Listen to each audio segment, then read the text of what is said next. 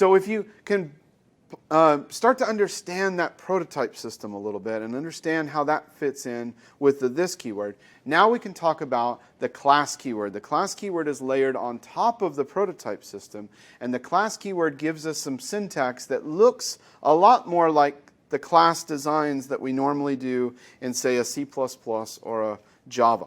So we want to look at how we use the class keyword to do the same thing that we were just doing with that prototypal style, which quite frankly was a lot more awkward. There were a lot more moving pieces. I think you'll see that the class syntax is a lot more attractive. So to do the same outcome as what we had in the previous section, we can now define a thing called workshop as a class. We use class keyword, and then we make a thing called workshop. And then inside of that workshop, the curly braces from lines 1 through 8 define the class definition for workshop. You'll notice that we define a constructor, which is kind of the same thing as the workshop function in our previous slide. And then we add the ask method directly in. You'll notice there's no cluttering up of saying workshop.prototype.ask equals. We don't have to do any of that because this syntactic sugar says, I know that you want to make an ask method that belongs to workshop.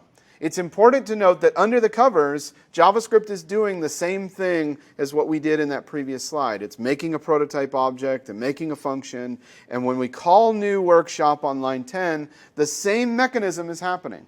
We're making a deep.js object that does not have an ask method, but that object is linked to the prototype object of the workshop class that does have the ask method.